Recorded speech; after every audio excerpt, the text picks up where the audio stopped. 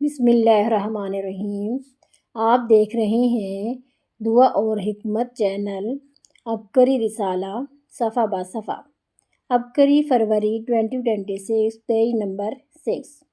بچوں کا رمضان، صحت مند سوچ اور تربیت کا مہینہ۔ رمضان المبارک محض بھوک اور پیاس کا نام نہیں بلکہ صبر، قربانی اور روحانی تربیت کا مہینہ ہے۔ یہ وہ مقدس وقت ہے جب عبادات کے ساتھ ساتھ نسلوں کی تربیت بھی خاموشی سے عمل میں آتی ہے۔ بچے اپنے ارد گرد کے ماحول سے سیکھتے ہیں، وہ باتوں سے زیادہ اعمال کو دیکھتے اور اپناتے ہیں۔ اگر گھروں میں روزے کی فضا ہو، سحر و افطاری کا اہتمام ہو اور والدین خود اس عبادت کو اہتمام سے ادا کریں تو بچوں کے دلوں میں بھی روزے کی محبت فطری طور پر جنم لیتی ہے۔ اسی پس منظر میں روزہ اور بچوں کی تربیت کا تعلق نہایت اہمیت اختیار کر جاتا ہے۔ زبان نہیں، عمل سے زندگی سنواریں۔ جو والدین خود روزے رکھتے ہیں ان کی خواہش ہوتی ہے کہ ان کے بچے بھی یہ فرض عبادت بخوبی ادا کریں۔ بچوں کی اصل تربیت وہ زبان سے نہیں، عمل سے ہوتی ہے۔ عموماً جن گھروں میں والدین خود روزہ رکھتے ہیں وہاں بچوں میں خود بخود روزہ رکھنے کا شوق پیدا ہو جاتا ہے اور والدین سے ضد کر کے بھی روزہ رکھتے ہیں۔ جن گھروں میں والدین خود اس عبادت سے محروم ہوں وہاں بچے بھی روزے جیسی نعمت سے بہرہ مند ہونے سے محروم رہتے ہیں، کیونکہ وہ اس کی فضیلت اور برکت کو جان ہی نہیں پاتے۔ اسی لیے اگر آپ چاہتے ہیں کہ آپ کا بچہ روزہ دار بنے تو سب سے پہلے آپ خود روزہ رکھ کر اس کے سامنے روزے کی مثال پیش کریں۔ پہلے روزے کی تیاری۔ جس روز بچے نے پہلا روزہ رکھنا ہو اس سے ایک دن پہلے اسے سارا دن وقفے وقفے سے پانی پلاتے رہیں۔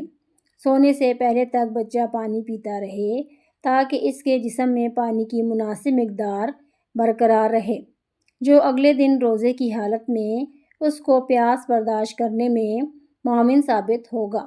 عموماً یہی دیکھا گیا ہے کہ جن بچوں کو روزہ رکھنے کا شوق ہو وہ رات کو جلدی بیدار ہو جاتے ہیں اور سحری کا بےتابی سے انتظار کرتے ہیں۔ پھر بھی سحری کے وقت بچے کو گھنٹہ پہلے اٹھا لیں اور جس قدر سے پیاس ہو پانی پلائیں، بلکہ اگر بچے کو تخمِ بالنگو کا شربت دیں تو زیادہ بہتر ہوگا۔ موسم کی مناسبت سے زیادہ ٹھنڈا نہ ہو۔ یہ مشروب پیاس اور بھوک کی شدت کم کرنے میں بے حد مفید ہے۔ بچے کو کھانا کھلانے سے پہلے چہل قدمی کروائیں۔ بچے کو بغیر چھنے آٹے کی روٹی کھلائیں تاکہ وہ دیر سے ہضم ہو اور بچے کو روزے کی حالت میں بھوک کا احساس کم ہو۔ مرغن، تلی ہوئی اور زیادہ مرچ مسالے والی چیز ہرگز نہ کھلائیں کیونکہ ان سے پیاس لگتی ہے۔ سالن بالکل تھوڑا دیں۔ سادہ چپاتی دیں۔ اس کے ساتھ دودھ یا دہی کی نمکین لسی ضرور پلائیں، اس سے بھی پیاس کم لگتی ہے۔ سحری ختم ہونے پر بچے کو اپنے ساتھ نماز پڑھائیں اور تلاوت قرآن مجید کے بعد بچے کو سلا دیں تو بہتر ہے۔ اس طرح اسے بھوک پیاس کا احساس کم ہوگا۔ ظہر سے پہلے بچے کو ضرور اٹھا لیں اور نماز پڑھوائیں۔ بچے کو باہر ہرگز نہ کھیلنے دیں۔ زیادہ چھوٹے بچوں کو پہلے چند گھنٹے یا آدھے دن کا روزہ رکھوائیں تاکہ اس کی سارے دن کا روزہ رکھنے کی کچھ مشق ہو جائے۔ اس کے بعد مکمل روزہ رکھوائیں۔ روزے کے نام پر آرام اور موبائل کا استعمال۔ ہمارے ہاں ایک نہایت غلط رویہ ہے کہ بچے کو اگر روزہ رکھوا دیں تو اسے کہا جاتا ہے اگر وقت نہیں گزر رہا تو کارٹون دیکھ لو، موبائل دیکھ لو وغیرہ۔ ان باتوں کی بجائے بچے کو یہ سکھانا چاہیے کہ روزہ رکھ کر ہر برے کام سے بچو، نماز پڑھو، تلاوت کرو، عبادت کرو، اچھے کام کرو، اسلامی کتب کا مطالعہ کرو تاکہ دین کے بارے میں بچے کی معلومات میں اضافہ ہو۔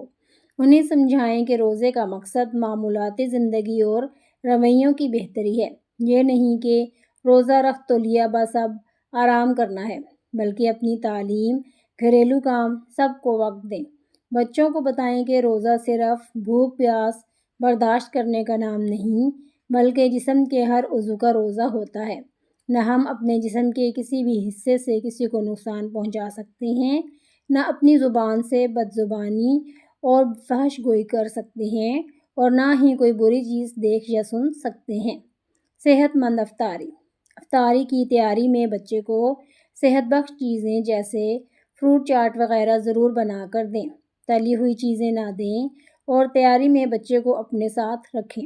اس سے آپ کا کام بھی جلدی ہو جائے گا اور بچہ بھی مصروف ہو کر بھوک پیاس کم محسوس کرے گا۔ افطاری میں بچے کو دودھ اور کھجور ضرور کھلائیں تاکہ اس کی تمام دن کی کمزوری دور ہو۔ پہلی روزہ کشائی کے حوالے سے بعض والدین کی خواہش ہوتی ہے کہ بچے کا پہلا روزہ رکھنے کی یہ تقریب بڑی دھوم دھام سے منائی جائے، شاندار پارٹی کا اہتمام کیا جائے، افطاری میں کئی اقسام کی چیزیں بنائی جائیں تاکہ ان کی شان بڑھے۔ ایسے والدین کو یہ احساس نہیں ہوتا کہ یہ دکھاوا ان کی شان و شوکت میں اضافہ نہیں بلکہ ان کے بچے کی غلط تربیت کا باعث بنتا ہے۔ اس موقع پر بچے کی خوشی کے لیے اگر کوئی چھوٹی سی تقریب رکھ لی جائے جس میں دکھاوا اور رزق کا ضیاع نہ ہو تو اس میں کوئی مذائقہ نہیں، مگر بے جا دکھاوا بچے کے ذہن سے روزے کی اہمیت اور خوشی ختم کر کے اس تقریب کی خوشی اس کے ذہن میں بٹھا دیتا ہے، اور روزے کا بنیادی مقصد یعنی تقویٰ، صبر سب فوت ہو کر رہ جاتا ہے۔ بہترین طریقہ یہ ہے کہ گھر پر سادہ سی روزہ کشائی کی تقریب کریں اور اس موقع پر غریبوں کو خصوصی طور پر یاد رکھیں اور اپنے بچے کے ہاتھوں سے غریبوں میں کپڑے، پھل، افطاری، پیسے یا جو بھی آپ دینا چاہیں تقسیم کروائیں تاکہ اس کے دل میں یہ احساس پیدا ہو کہ اپنی خوشی کے موقع پر غربا و مساکین کو بھی شریک کرنا چاہیے۔ رمضان المبارک کی حقیقی روح۔ رمضان کی فضیلت اس ماہ میں نزول قرآن کی وجہ سے بھی ہے، لہٰذا رمضان میں قرآن زیادہ سے زیادہ پڑھیں اور بچوں کو بھی اس کی ترغیب دیں۔ والدین کا فرض ہے کہ رمضان المبارک کی حقیقی روح اور فضیلت سے اپنے بچے کو آگاہ کریں اور یہ ضرور سمجھائیں کہ رمضان المبارک ہماری تربیت کے لیے ہے تاکہ ہم باقی تمام مہینوں میں بھی عبادات اور اچھی عادات کو اپنی زندگی میں شامل رکھیں۔ بے روزگاری ختم، 100% کامیابی۔ محترم حضرت حکیم صاحب، السلام علیکم۔ یوٹیوب پر آپ کی مختلف ویڈیوز اور روحانی محافل سنتی رہتی ہوں۔ میں مسائل میں گھری ہوئی تھی، لیکن آپ کے بتائے وظائف اور اعمال کرتی ہوں جس سے مسائل کافی حد تک حل ہو گئے ہیں۔ ان وظائف کی بدولت میرے بیٹے کی ایک اچھی کمپنی میں نوکری لگ گئی۔ یہ وظیفہ میں نے شوہر نے مل کر بیٹے کے روزگار کی نیت سے فجر کی نماز سے پہلے گھر کے چاروں کونوں میں یا رزاقو یا اللہ کا یا وظیفہ پڑھا۔ الحمدللہ روزگار کا مسئلہ حل ہو گیا۔ بہت ہی لاجواب عمل ہے۔ یہ عمل گھر کے دائیں کونے سے شروع کرنا ہے اور ہر کونے میں کھڑے ہو کر کعبے کی طرف منہ کر کے 10 مرتبہ پڑھنا، مذکورہ وظیفہ پڑھنا ہے۔ 7 آیات سے نالائق بچہ بھی ذہین۔ اس کے علاوہ یہ 7 آیات کن ذہن بچوں کو لائق اور ذہین بنانے کے لیے مجرب وظیفہ ہے۔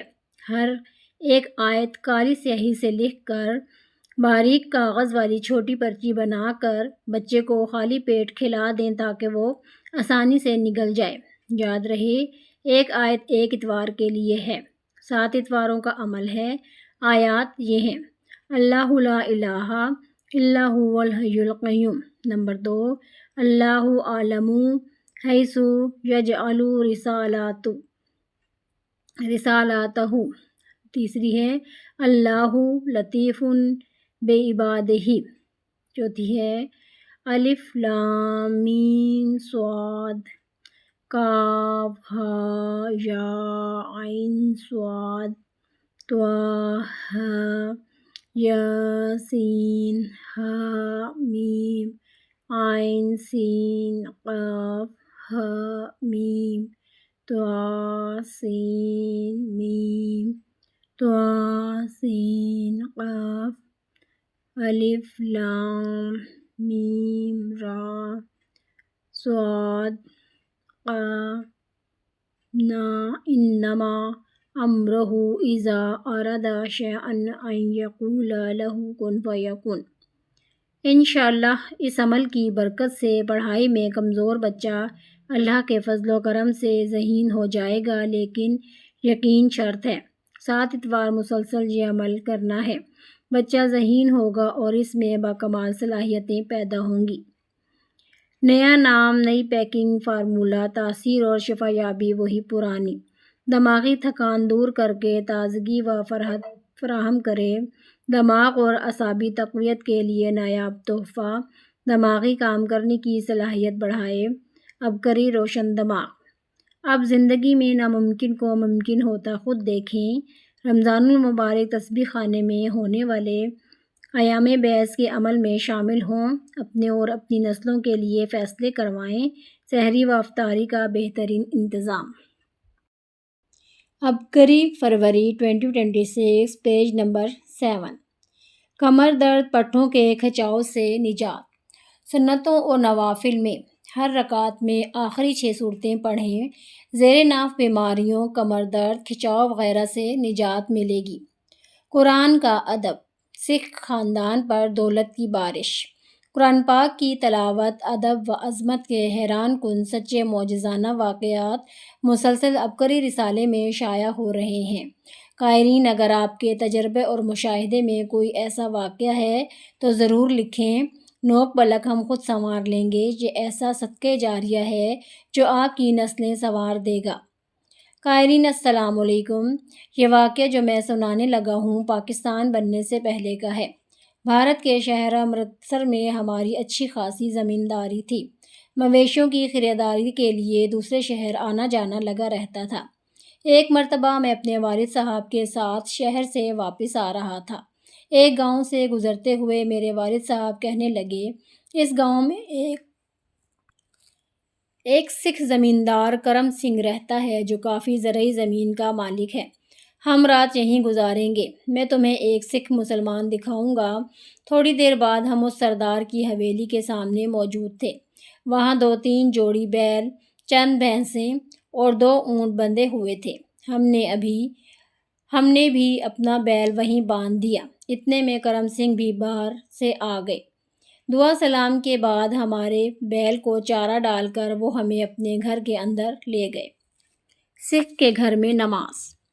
شام کی نماز کا وقت ہو رہا تھا۔ ہم نے نماز پڑھنے کی بات کی تو کرم سنگھ فوراً پیتل کا نیا لوٹا پانی سے بھر کر لے آیا۔ کہنے لگا، وضو کر لو اور یہیں بیٹھ کر نماز پڑھو۔ ہم ذرا ہچکچائے کہ سکھ کے گھر میں نماز۔ سکھ کرم سنگھ ہماری جھجک دیکھ کر کہنے لگا، کوئی مضائقہ نہیں، بلکہ ہمیں بڑی خوشی ہے۔ اس سے پہلے بھی میرے گھر میں بہت سے مسلمان نماز پڑھ چکے ہیں۔ اتنے میں اس کی بیوی بڑے صندوق میں سے نئی دھلی دھلائی سفید چادر نکال لائی اور کہنے لگی، لو، اس پوتر کپڑے پر نماز پڑھو۔ پھر چادر ایک صاف ستھرے چبوترے پر بچھا دی۔ تنگیاں دور، اناج کے ڈھیر۔ ہم نماز سے فارغ ہوئے تو سکھ کرم سنگھ اپنے مکان کے اندر سے 2-3 ریشمی رومالوں میں لپٹا قرآن شریف نکال لایا اور بڑے ادب سے ہمارے سامنے رکھ دیا۔ کہنے لگا کہ آپ جو کچھ میرے گھر میں دیکھ رہے ہیں یہ سب اس قرآن شریف کی بدولت ہے۔ جب سے یہ قرآن شریف ہمارے گھر میں آیا ہے تمام تنگیاں دور ہو گئی ہیں۔ باہر کھیتوں میں اناج کے ڈھیر لگتے ہیں، مال مویشی کی بہتات ہے، بھینسوں کا دودھ سنبھالے نہیں سنبھلتا، گھر میں اناج کی بوریاں بھری رہتی ہیں۔ جب والد صاحب نے اس سے پوچھا کہ یہ برکت والا نسخہ قرآن شریف آپ کے گھر میں کس طرح آیا، کرم سنگھ کی بیوی کہنے لگی، پڑوس میں ایک جولاہا رہتا تھا۔ اپنی بیٹی کی شادی کے بعد وہ اکیلا رہ گیا۔ آخر وہ تھوڑے ہی عرصے میں بیمار ہو کر مر گیا۔ اس کے گھر کا سامان وغیرہ اس کے رشتہ دار جو دوسرے گاؤں میں رہتے تھے سب لے گئے۔ اس کا کوٹھا جو ہم نے ہی اسے دیا ہوا تھا کافی عرصہ خالی پڑا رہا۔ عرصے کے بعد ایک دن میں یوں ہی اس کوٹھے کے اندر پھر رہی تھی کہ کچی دیوار میں ایک آلے میں گرد و غبار سے اٹا ہوا ایک بوسیدہ سا رومال نظر آیا جس میں کچھ لپٹا ہوا معلوم ہوتا تھا۔ میں وہ لپٹی ہوئی چیز اٹھا کر گھر لے آئی، گرد و غبار جھاڑ کر رومال کھولا، دیکھا کہ ایک کتاب ہے۔ میرے شوہر باہر سے آئے تو کتاب دیکھتے ہی کہنے لگے کہ یہ تو مسلمانوں کا قرآن ہے۔ پھر ہم دونوں کو قدرتاً ہی اس قرآن شریف کی طرف زیادہ خیال ہو گیا۔ ہم نے اسے کھول کر ایک ایک ورق گرد و غبار سے صاف کیا، 2 نئے ریشمی رومال لا کر ان میں لپیٹا، خوشبو لگائی اور مکان میں اونچی جگہ پر بڑے ادب سے رکھ دیا۔ پاک کلام کا جانور پر اثر۔ کہنے لگی، ہماری بھینس بہت بے قابو تھی، دودھ ہونے نہیں دیتی تھی۔ ہم دوسرے تیسرے دن مشکل سے دودھ نکالتے، مگر اس شام بھینس نے آرام سے دودھ دے دیا اور پہلے سے کافی زیادہ، پھر باقاعدہ اور زیادہ دودھ دینے لگی۔ ہمارا قرآن شریف پر یقین ہو گیا۔ ہم ہر ہفتے قرآن شریف کو نیچے اتار کر رومال کھول کر صاف کرتے، خوشبو لگاتے اور پھر ادب کے ساتھ اونچی جگہ رکھ دیتے۔ آج تک ہمارا یہی دستور ہے۔ اب ہمارے گھر میں دولت برس رہی ہے، اس قدر برکت اور رونق ہوئی ہے، کسی چیز کی کمی نہیں رہی۔ یہ برکت والا قرآن شریف مرتے دم تک ہمارے ساتھ رہے گا۔ ہم 1,00,000 روپے کے عوض بھی کسی کو یہ نعمت دینے کو تیار نہیں۔ انسانیت اور رواداری، قسط نمبر 209۔ غیر مسلم پڑوسیوں کے حقوق۔ حضرت ابوذر غفاری کہتے ہیں کہ میرے محبوب صلی اللہ علیہ وآلہ وسلم نے مجھ سے تاکید کے ساتھ فرمایا کہ جب سالن پکاؤ تو پانی بڑھا دو اور اپنے پڑوسیوں میں جس کے گھر ضرورت ہو اس میں سے کچھ اسے بھی بھیج دو۔ پڑوسیوں کی خدمت اور ان کے حسن سلوک کی تعلیم عام ہے۔ مسلمان پڑوسی کی طرح غیر مسلم پڑوسی بھی اس کے مستحق ہیں۔ صحابہ کرام نے اس تعلیم سے یہی سمجھا ہے۔ جبرائیل علیہ السلام کی تاکید۔ ایک مرتبہ حضرت عبداللہ بن عمرو رضی اللہ عنہ کے ہاں بکری ذبح ہوئی۔ آپ نے گھر والوں سے 2 بار دریافت کیا کہ ہمارے فلاں یہودی پڑوسی کو اس میں سے کچھ بھیجا ہے، اس لیے کہ رسول اللہ صلی اللہ علیہ وسلم نے فرمایا، جبرائیل علیہ السلام مجھے پڑوسی کے سلسلے میں اس قدر تاکید کرتے تھے کہ مجھے خیال ہوتا تھا کہ وہ اسے جائیداد میں وارث نہ بنا دیں۔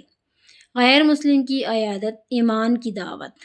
رسول اللہ صلی اللہ علیہ وسلم نے بنفس نفی سے غیر مسلم پڑوسی کی عیادت کی۔ حضرت انس کی روایت ہے، آپ صلی اللہ علیہ وسلم بنو نجار کے ایک شخص کی عیادت کے لیے تشریف لے گئے۔ اس دوران اس سے کہا کہ اے ماموں، لا الہ الا اللہ کا اقرار کیجیے۔ اس نے کہا، میں ماموں ہوں یا چچا؟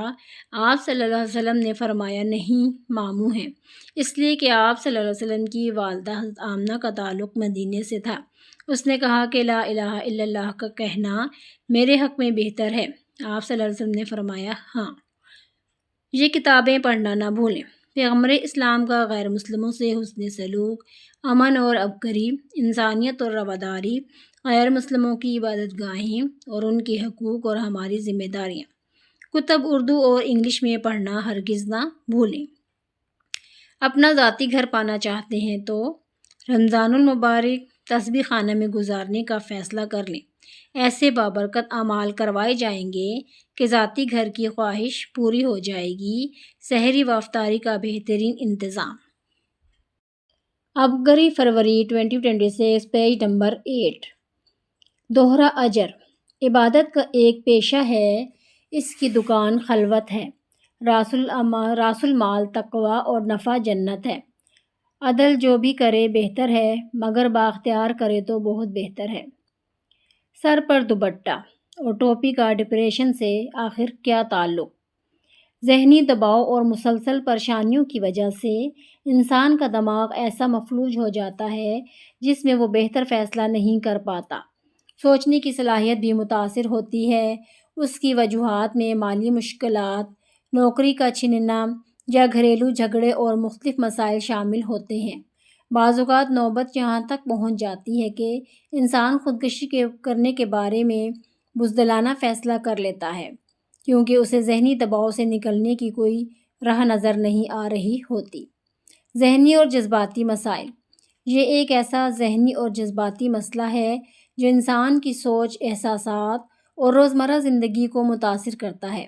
اس کے علاج کے لیے صرف ادویات ہی نہیں بلکہ روحانی، جسمانی اور طرز زندگی سے متعلق مثبت عادات بھی اہم کردار ادا کرتی ہیں۔ رمضان المبارک ایک ایسا بابرکت مہینہ ہے جو روحانی سکون، ضبط نفس اور اللہ سے قربت کا ذریعہ بنتا ہے، جو ذہنی دباؤ اور بے چینی میں کمی کا سبب بن سکتا ہے۔ وضو نہ صرف جسمانی پاکیزگی کا ذریعہ ہے بلکہ اس سے تازگی اور ذہنی سکون بھی حاصل ہوتا ہے۔ اسی طرح سر ڈھانپنا حیا، تحفظ اور نفسیاتی اطمینان کا احساس دیتا ہے، جبکہ باقاعدہ ورزش جسم میں مثبت توانائی پیدا کر کے ذہنی صحت کو بہتر بنانے میں مددگار ثابت ہوتی ہے۔ اگر ان تمام عوامل کو درست نیت اور توازن کے ساتھ اپنایا جائے تو یہ ڈپریشن کے علاج میں ایک معاون اور مفید کردار ادا کر سکتے ہیں۔ مایوس اور پریشان حال متوجہ ہوں، لیکن ذہنی دباؤ یعنی ٹینشن اور مایوسی کا روحانی علاج وضو اور روزہ بھی ہے۔ اب تو غیر مسلم بھی اس حقیقت کو تسلیم کرنے لگے ہیں۔ ایک غیر مسلم ڈاکٹر نے اپنے مقالے میں انکشاف کیا ہے کہ میں نے ڈپریشن یعنی مایوسی کے چند مریضوں کے روزانہ 5 بار منہ دھلوائے۔ کچھ عرصے بعد ان کی بیماری کم ہو گئی۔ پھر ایسے ہی مریض کے دوسرے گروپ سے روزانہ 5 بار ہاتھ منہ دھلوائے تو مرض میں بہت افاقہ ہوا۔ یہی ڈاکٹر اپنے مقالے کے آخر میں اعتراف کرتا ہے کہ مسلمانوں میں مایوسی کا مرض بہت کم پایا جاتا ہے، کیونکہ وہ دن میں کئی مرتبہ ہاتھ، منہ اور پاؤں دھوتے یعنی وضو کرتے ہیں۔ ایک انگریز ماہر نفسیات نے روزوں کے فوائد کا اعتراف کرتے ہوئے کہا کہ روزے سے جسمانی کھنچاؤ، ذہنی ڈپریشن اور نفسیاتی امراض کا خاتمہ ہوتا ہے۔ سر ڈھانپنے کے سائنسی فوائد۔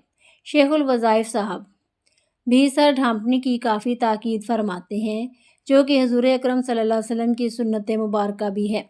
یہ ذہنی دباؤ سے نجات اور حلم و قوت برداشت بڑھانے کا بہترین طریقہ ہے۔ حدیث شریف میں ہے، حضرت عبداللہ بن عمرو رضی اللہ عنہ فرماتے ہیں کہ حضور اکرم صلی اللہ علیہ وسلم سفید ٹوپی پہنتے تھے۔ جدید سائنسی تحقیق کے مطابق مستقل طور پر سر ڈھانپنے والا شخص فالج اور خون کی وجہ سے جنم لینے والی مختلف بیماریوں سے محفوظ رہتا ہے۔ سر ڈھانپنے سے دماغ کی طرف جانے والی خون کی نالیوں میں خون کا دباؤ صرف ضرورت کی حد تک رہتا ہے اور غیر ضروری خون دماغ تک نہیں پہنچ پاتا۔ کئی ممالک میں فالج کے علاج کے لیے سر کو ڈھانپنے کے لیے باقاعدہ ماسک بنایا گیا ہے۔ سانس کے ذریعے ٹینشن بھگائیں۔ ٹینشن کم کرنے کے لیے عمل تنفس یعنی سانس کی ورزش مفید ہے۔ اس کے لیے فجر کا وقت بہترین ہے۔ اس وقت عموماً دھواں اور شور و غل بھی نہیں ہوتا۔ اس کا طریقہ نہایت آسان ہے۔ پہلے اپنی انگلی ناک کے الٹے نتھنے پر یعنی سوراخ کے قریب رکھ کر معمولی سا دبائیں اور ناک کے بائیں جانب سے سانس لیں۔ اب یہی عمل دوسری طرف سے کریں۔ کم از کم 30 بار یہ عمل دہرائیں۔ انشاءاللہ اس سے ٹینشن میں کمی اور سکون محسوس ہوگا۔ فکریں محدود، صحت لاجواب۔ پریشانی کے متعلق سوچنا ترک کر دیجیے۔ سوچیں گے تو ذہنی دباؤ میں اضافہ ہوتا جائے گا۔ حضرت علی رضی اللہ عنہ فرماتے ہیں کہ میں نے حضور صلی اللہ علیہ وسلم سے فرماتے سنا کہ جس کی فکریں زیادہ ہو جاتی ہیں اس کا بدن سقیم یعنی بیمار پڑ جاتا ہے۔ تندرستی کا شہنشاہی راز۔ ذہنی دباؤ اور اعصابی کھنچاؤ کم کرنے کے لیے ذہنی ورزش کے علاوہ کم از کم روزانہ 45 منٹ مسلسل پیدل چلنا چاہیے۔ ابتدائی 15 منٹ، درمیانی چال 15 منٹ، تھوڑا تیز قدم اور آخری 15 منٹ پھر درمیانہ چال چلنے کی کوشش کیجیے کہ پاؤں کے پنجوں پر قدرے وزن پڑتا رہے۔ ذہنی دباؤ کم ہونے کے ساتھ ساتھ ہاضمہ بھی درست ہوگا اور اعضاء بھی بہتر طور پر کام کریں گے۔ خون کی گردش تیز ہوگی اور زہریلا مادہ خارج ہوتا ہے، جس سے مختلف جسمانی تکالیف سے راحت ملتی ہے اور ذہنی دباؤ میں کمی آتی ہے۔ 2 پڑوسی ممالک کے بادشاہوں میں گہری دوستی تھی۔ ان میں سے ایک بادشاہ طرح طرح کے امراض اور ٹینشن سے تنگ جبکہ دوسرا خوشحال اور صحت مند تھا۔ بیمار بادشاہ نے تندرست بادشاہ سے پوچھا کہ میں طبیبوں سے علاج کروانے کے باوجود حصول صحت میں ناکام ہوں، آپ کس طبیب سے علاج کرواتے ہیں؟ تندرست بادشاہ نے مسکرا کر کہا کہ میرے پاس 2 طبیب ہیں اور وہ 2 طبیب میرے دونوں پاؤں ہیں، جن کے ساتھ میں خوب پیدل چلتا ہوں، لہٰذا میری صحت اچھی رہتی ہے۔ 3 بار پڑھیں۔ نامحرم کی ذلت آمیز محبت سے چھٹکارا۔ قائرین، کسی نامحرم کی محبت دل سے نکالنے کے لیے بہت زبردست وظیفہ تحریر کر رہا ہوں۔ اگر آپ یا آپ کا کوئی عزیز کسی نامحرم کی محبت میں گرفتار ہو تو اس کے لیے بہت ہی مجرب عمل ہے۔ یہ ایک ایسی علت ہے کہ بعض اوقات شادی شدہ افراد بھی اس کا شکار ہو جاتے ہیں اور اس وجہ سے گھر میں لڑائی جھگڑے اور مختلف مسائل پیدا ہو جاتے ہیں۔ ہر علت سے چھٹکارا۔ اس کے علاوہ اگر کوئی شخص کسی اور گناہ یا علت کا شکار ہو تو اس سے نجات کے لیے بھی یہی عمل بہت کارگر ثابت ہوتا ہے۔ جس نامحرم کی محبت دل سے نکالنی ہو یا جس علت سے نجات چاہتے ہوں، اس کا تصور کر کے سورہ یاسین کی درج ذیل قرآنی آیات پڑھ کر پھونک دیں۔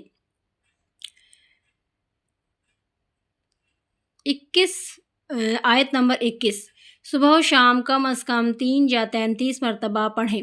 اللہ کے فضل و کرم سے نامحرم کی محبت اور جس علت کا تصور کریں گے انشاءاللہ چھٹکارا مل جائے گا۔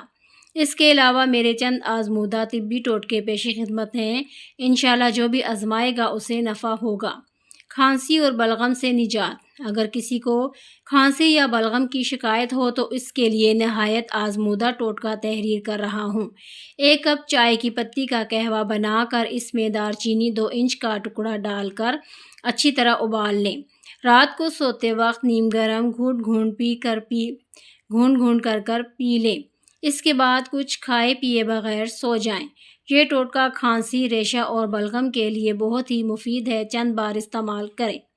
سانس لینے میں دشواری، سینے کے ریشے، بلغم، سانس کی تنگی اور سردی کے بخار کے لیے سنا مکی پیس لیں اور اس کا سفوف 1 چمچ پانی میں اچھی طرح ابال کر قہوہ بنا لیں۔ حسب ذائقہ شہد مکس کر کے رات کو سوتے وقت پی لیں۔ اس کے بعد کچھ کھانا پینا نہیں ہے۔ انشاءاللہ کچھ دنوں کے مسلسل استعمال سے جملہ امراض سے مکمل نجات مل جائے گی۔ دعائے حزب البحر سننے کے کمالات۔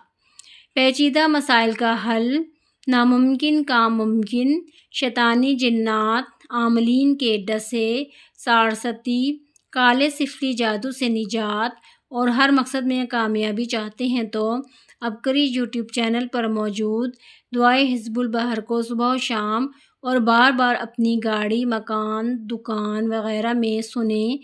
جتنا زیادہ یقین سے سنیں گے اور اس دعا کو پھیلائیں گے اتنی زیادہ تاثیر اور برکت ملے گی۔ ظاہری و باطنی دشمن مغلوب ہوں گے، رزق کی فراوانی، بیماریوں سے نجات، ہر میدان میں فتح نصیب ہوگی۔ دعا سننے کے لیے اپنے موبائل سے QR کوڈ سکین کریں۔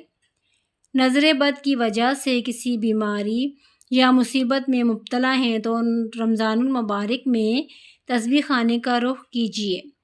نورانی اعمال کروائے جائیں گے، نظر بد کے اثرات زائل ہو جائیں گے۔ سحری و افطاری کا بہترین انتظام۔ عبقری فروری 2026، پیج نمبر 9۔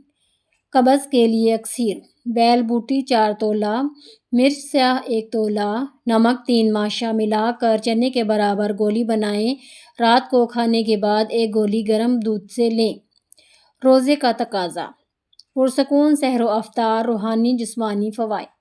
روزہ دراصل روحانی پاکیزگی، تقویٰ اور پرہیزگاری حاصل کرنے کا ایک ذریعہ ہے اور اس میں اعتدال انتہائی ضروری ہے، جس کا مطلب ہے کہ سحری و افطاری میں مرغن اور تلی ہوئی چیزوں سے پرہیز، سادہ غذاؤں کا استعمال، پانی مناسب مقدار میں پینا اور پیٹ کو حد سے زیادہ بھرنے سے بچانا شامل ہے تاکہ جسم کو روحانی فوائد کے ساتھ ساتھ جسمانی صحت کا بھی فائدہ ہو اور بیماریوں سے محفوظ رہیں، کیونکہ پیٹ بھر کھانے سے صحت پر برے اثرات پڑ سکتے ہیں اور عبادات میں بھی سستی کا سبب بنتا ہے۔ روزوں میں کھانے پینے پر کوئی پابندی نہیں، ہر وہ چیز جو ہم پر حلال کی گئی ہے ہم سحری و افطاری میں کھا سکتے ہیں۔ اس مبارک ماہ میں جتنا ممکن ہو سکے سادہ غذا کھائیں، ایسی غذائیں جن سے وزن اعتدال پر رہے، نہ کم ہو اور نہ زیادہ۔ کوئی شخص موٹاپے کا شکار ہے تو اس مبارک مہینے میں وہ اپنا وزن کم کر سکتا ہے۔ کھانوں کا انتخاب۔ روزہ پرسکون، چونکہ اس ماہ کے دوران روزہ دار سحری سے افطاری تک کچھ بھی نہیں کھاتا پیتا، اسی لیے زود ہضم غذاؤں کی بجائے دیر ہضم غذاؤں کا استعمال بہتر ہے۔ دیر ہضم غذائیں 8 گھنٹے اور زود ہضم غذائیں صرف 3 گھنٹے تک ساتھ دیتی ہیں۔ آہستہ آہستہ ہضم ہونے والی غذاؤں میں سالم اناج، گندم، جو، دالیں بغیر چنا آٹا وغیرہ شامل ہیں۔ انہیں مرکب یا پیچیدہ کاربوہائیڈریٹ کا نام دیا گیا ہے۔ زود ہضم یا تیزی سے ہضم ہونے والی غذاؤں میں کھانڈ، سفید میدا وغیرہ شامل ہیں۔ ریشہ دار غذاؤں میں گندم، سالم اناج، دالیں، بیج، تازہ سبزیاں یعنی سبز مٹر، لوبیا، پالک، ساگ، میتھی، گاجر، کھیرا، چقندر، سالم اور تازہ میوہ جات، خشک میوے یعنی اخروٹ، بادام، خشک خوبانی وغیرہ۔ جو بھی غذا کھائی جائے وہ متوازن ہو، یعنی ہر غذائی گروپ میں سے کچھ نہ کچھ لینا ضروری ہے۔ صحت مند رہنے کے لیے کاربوہائیڈریٹ، پروٹین، چربی، وٹامن اور نمکیات ضروری ہیں، یعنی ہماری غذا میں تازہ سبزیوں اور پھل کے علاوہ چاول، گوشت، روٹی، دودھ کا ہونا لازمی ہے۔ بازاری کھانے سے اجتناب۔ جہاں تک ممکن ہو بازاری غذائیں، فاسٹ فوڈ، زیادہ تلی ہوئی چیزیں کھانے سے مکمل پرہیز کریں۔ اکثر لوگ اس ماہ کے دوران بھی کھانے پینے کے معاملے میں احتیاط اور اعتدال سے کام نہیں لیتے۔ دن بھر بھوک پیاس برداشت کرنے کے بعد وہ افطاری کے وقت جلد بازی سے کام لے کر کھانے پر ٹوٹ پڑتے ہیں، اپنے پیٹ کو انواع اقسام کی ضیافتوں سے پر کرتے ہیں اور اپنے نظام ہاضمہ پر ضرورت سے زیادہ بوجھ ڈال کر بیماریوں کو دعوت دیتے ہیں۔ پیٹ پر ظلم نہ کریں۔ سحری کے وقت کڑوی کسیلی چیزیں کھانا معدے اور انتڑیوں پر ظلم کے مترادف ہے۔ کھانے میں بے احتیاطی نہ کریں۔ کھلا بازاری اچار نہ کھائیں جو سرعام سڑکوں پر بکتا ہے، وہ صحت عامہ کے اصولوں کی کھلی خلاف ورزی کرتی ہے۔ قوت مدافعت میں اضافہ۔ کھجور میں پائے جانے والے مختلف غذائی اجزاء کی وجہ سے مدافعتی نظام کی مضبوطی میں اضافہ ہوتا ہے۔ اس کے ساتھ ساتھ کھجوروں میں مختلف مرکبات، وٹامنز بھی وافر مقدار میں پائے جاتے ہیں، جو مدافعتی نظام کو مضبوط بنانے میں اہم کردار ادا کر سکتے ہیں۔ دمے کی علامات میں کمی۔ عام طور پر زیادہ تر لوگوں کو سردیوں میں دمے کی علامات کا سامنا کرنا پڑتا ہے، جبکہ کچھ افراد سارا سال اس بیماری کا شکار رہتے ہیں۔ کھجور کو باقاعدگی کے ساتھ استعمال کرنے سے دمے کی علامات کے ساتھ ساتھ سانس کی دیگر بیماریوں میں بھی افاقہ ہوتا ہے۔ الرجی کا علاج۔ دمے کی علامات اور سانس کی الرجیوں سے چھٹکارا پانے کے لیے ہر روز صبح شام کھجور لازمی استعمال کرنی چاہیے۔ پیٹ بھرے رکھنے میں مفید۔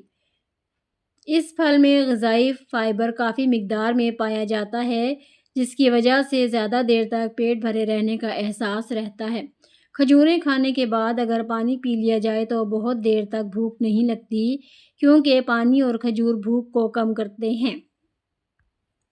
روحانی کیموتھراپی۔ کینسر کے موذی مرض سے شفا یابی۔ خطرناک موذی بیماری۔ محترم حکیم شیخ الوظائف صاحب، السلام علیکم۔ میں تسبیح خانہ روحانی محفل میں والدہ کے ساتھ شریک ہوتی رہی ہوں۔ میری والدہ کو آج سے 20 سال پہلے چھاتی کے کینسر کا مرض لاحق ہوا۔ ڈاکٹروں نے جواب دے دیا تھا، علاج بھی کرواتے رہے مگر بیماری بڑھتی جا رہی تھی۔ ڈاکٹروں نے آپریشن کا کہا تھا کہ اگر اس تکلیف اور مرض سے مکمل نجات چاہتی ہیں تو پوری چھاتی کاٹنا پڑے گی۔ کسی جاننے والے نے والدہ کو ایک کتاب دی جس میں کچھ شفائیہ دعائیں لکھی ہوئی تھیں۔ مندرجہ ذیل آیات پڑھنے سے والدہ بالکل صحت یاب ہو گئیں، لیکن انہوں نے ڈاکٹروں کو نہیں بتایا۔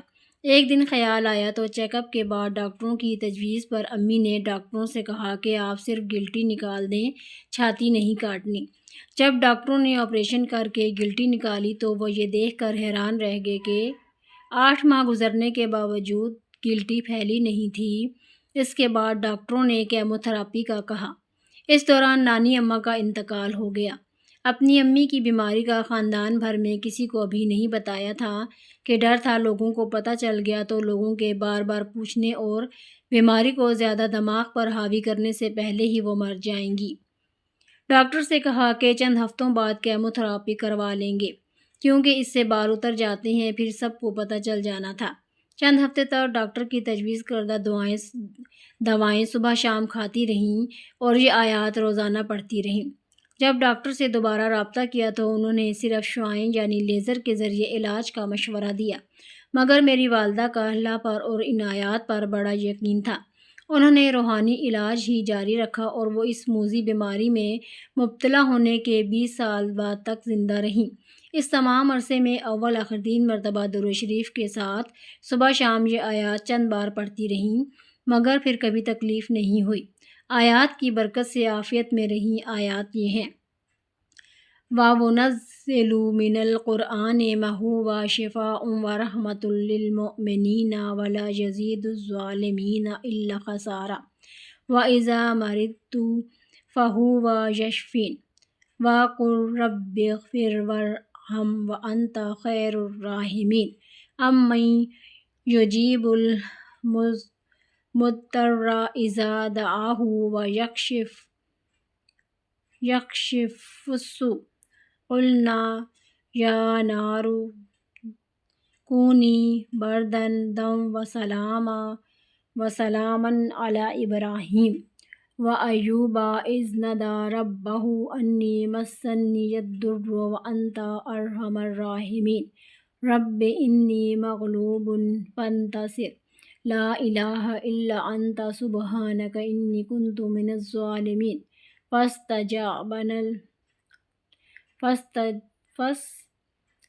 فَاسْتَجَبْنَا لَهُ وَنَجَّيْنَاهُ مِنَ الْغَمِّ وَكَذَٰلِكَ نُنْجِي الْمُؤْمِنِينَ إِنَّ رَبِّي عَلَىٰ كُلِّ شَيْءٍ حَفِيظٌ حَسْبُنَا اللَّهُ وَنِعْمَ الْوَكِيلُ تَوَكَّلْ عَلَى اللَّهِ وَكَفَىٰ بِاللَّهِ وَكِيلًا أَلَيْسَ اللَّهُ بِكَافٍ عَبْدَهُ أَنَّ اللَّهَ مَوْلَاكُمْ نِعْمَ الْمَوْلَىٰ وَنِعْمَ النَّصِيرُ الْحَمْدُ لِلَّهِ رَبِّ الْعَالَمِينَ وَنِعْمَ الْمَوْلَىٰ وَنِعْمَ النَّصِيرُ فَتَبَارَكَ اللَّهُ أَحْسَنُ الْخَالِقِينَ لَا حَوْلَ وَلَا قُوَّةَ إِلَّا بِاللَّهِ الْعَلِيِّ الْعَظِيمِ۔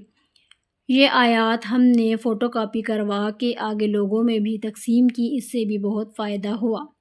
عبقری گلٹیاں اور رسولیوں سے نجات کورس۔ گلٹیوں رسولیوں کا بہترین علاج بریسٹ کینسر اور ناسور کا علاج رحم کی رسولیوں کو ختم کرے۔ جسم میں گانٹھیں پڑنا، خون کا جمنا، ایسے زخم جن سے خون ملی رطوبت بہتی ہو، ان کا علاج۔ گلٹیوں رسولیوں اور کینسر کے لیے بہترین دوا۔ آپ کو جو خوشحالی، دولت، نعمتیں اور مقدر ملا ہے، اگر چاہتے ہیں کہ یہ تمام برکتیں آپ کی نسلوں میں چلیں اور کبھی نہ چھنیں تو 2026 کا رمضان تسبیح خانے میں گزاریں۔ سحری و افطاری کا بہترین انتظام۔ عبقری فروری 2026 پیج نمبر 10۔ غموں کا طویل مسافت طے کر کے کیا اب آپ کے گھر روشنی کی کرنیں آئیں؟ لوگوں کے گھروں میں خوشیوں کی شمع روشن کرنے میں عبقری کا ساتھ دیں، اپنے تجربات لکھیں۔ بخشش، عطا، سخا، رزق کی بارش اور قبولیت کا مہینہ مبارک ہو۔ مندرجہ ذیل اعمال بزرگان دین اور صالحین کے آزمودہ اور منقول شدہ ہیں، جن کے شائع کرنے کا مقصد مخلوق خدا کو تسبیح اور مصلی کے ساتھ غیر شرعی اعمال کے بجائے نوافل و تسبیحات کے ذریعے جوڑنا ہے۔ شعبان المعظم دراصل رمضان المبارک کی تیاری کا مہینہ ہے اور اس ماہ کی 15ویں شب برات شب قدر کی برکات اور اس کے انوار و تجلیات قبول کرنے کے لیے بندوں کو مستعد اور تیار کرتی ہیں۔ حضرت ابو ہریرہ سے روایت ہے کہ رسول اکرم صلی اللہ علیہ وسلم نے ارشاد فرمایا، جب شعبان کی 15ویں شب ہوتی ہے تو اللہ تعالیٰ سوائے مشرک اور کینہ پرور کے سب کی مغفرت فرما دیتا ہے۔ جو کوئی شعبان المعظم کی 14 تاریخ کو سورج غروب ہونے کے وقت باوضو 40 مرتبہ یہ کلمات پڑھے، لا حول ولا قوت الا باللہ العلی العظیم، اللہ تعالیٰ اس دعا کے پڑھنے والے کے 40 سال کے گناہ معاف فرما دیں گے۔ عطا اور سخاوت کی بارش۔ حضرت علی رضی اللہ عنہ سے مروی ہے کہ حضور اکرم صلی اللہ علیہ وسلم نے ارشاد فرمایا کہ جب شعبان کی 15ویں شب آئے تو تم رات کو قیام کیا کرو، یعنی نوافل پڑھو، اور دن کو روزہ رکھو۔ اس رات اللہ تعالیٰ فرماتے ہیں کہ ہے کوئی بخشش چاہنے والا کہ میں اسے بخش دوں؟ کوئی رزق مانگنے والا ہے کہ میں اس کو رزق عطا کروں؟ کوئی مصیبت میں مبتلا ہے کہ میں اس کو عافیت دوں؟ حضرت خواجہ حسن بصری رحمۃ اللہ فرماتے ہیں، مفہوم ہے کہ مجھ سے نبی کریم صلی اللہ علیہ وسلم کے صحابہ نے بیان کیا ہے کہ اس رات جو شخص یہ نماز پڑھتا ہے، اللہ تعالیٰ اس کی طرف 70 بار نظر رحمت دیکھتے ہیں اور ہر نگاہ میں 70 حاجتیں پوری کرتے ہیں، جن میں سب سے ادنا حاجت گناہوں کی مغفرت ہے۔ اور اس نماز کا طریقہ یہ ہے کہ 2 نفل کی نیت سے 100 رکعتیں پڑھیں اور ہر رکعت میں 10 مرتبہ سورہ اخلاص پڑھے، بعد نماز دعا کر لے۔ شب برات میں 2 رکعت نماز اس طرح پڑھیں کہ ہر رکعت میں سورہ فاتحہ کے بعد آیت الکرسی 1 بار، سورہ اخلاص 15 مرتبہ، بعد سلام کے دعا شریف 100 دفعہ پڑھ کر ترقی رزق کی دعا کریں۔ انشاءاللہ اس نماز کے باعث رزق میں ترقی ہو جائے گی۔ رمضان کی آمد، فتوحات کے دروازے کھلوائیے۔ رمضان کے چاند کو دیکھ کر اپنے مقصد کا تصور کرتے ہوئے یہ پڑھیں، 7 بار پڑھیں اور پھر اللہ تعالیٰ سے دعا کریں۔ یہ عمل مسلسل 7 دن کریں، ناغہ نہ کریں۔ چاروں سمت سے دریائے فتوحات و برکات کھل جائیں گے۔ اگر اس کے بعد ہمیشہ ہر ماہ چاند کے پہلے 7 دنوں میں ایسا عمل کیا جائے تو دوسرے رمضان چاند تک چلہ پورا ہو جاتا ہے۔ اس کی برکت سے خدا غنی کرتا ہے، دولت بے حد بخشتا ہے۔ اگر امور شرعی میں حق حقوق میں پابندی رکھے تو انشاءاللہ اس کی پوری تاثیر ملے گی۔ پہلی شب کا خاص عمل۔ رمضان المبارک کے مہینے کی پہلی شب کو نماز عشاء کے بعد 1 مرتبہ سورہ فتح پڑھنا ثواب عظیم حاصل کرنے اور برکت کے خزانے پانے کا باعث ہے۔ رمضان المبارک کی پہلی شب نماز تہجد کی ادائیگی کے بعد آسمان کی طرف چہرہ کر کے 12 مرتبہ یہ دعا پڑھے تو بفضل باری تعالیٰ بہت سی نعمتیں حاصل ہوں گی۔ اللہ تعالیٰ خصوصی فضل و کرم نازل فرمائے گا۔ دعا یہ ہے، لا الہ الا اللہ الحی القیوم القائم علی کل نفس بما کسبت۔ روزانہ کا معمول۔ جو کوئی رمضان المبارک کے مہینے میں ہر نماز کے بعد 3 مرتبہ یہ دعا پڑھ لے گا، انشاءاللہ دل نیکیوں کی طرف مائل ہوگا اور خیر و بھلائی کے دروازے کھلیں گے۔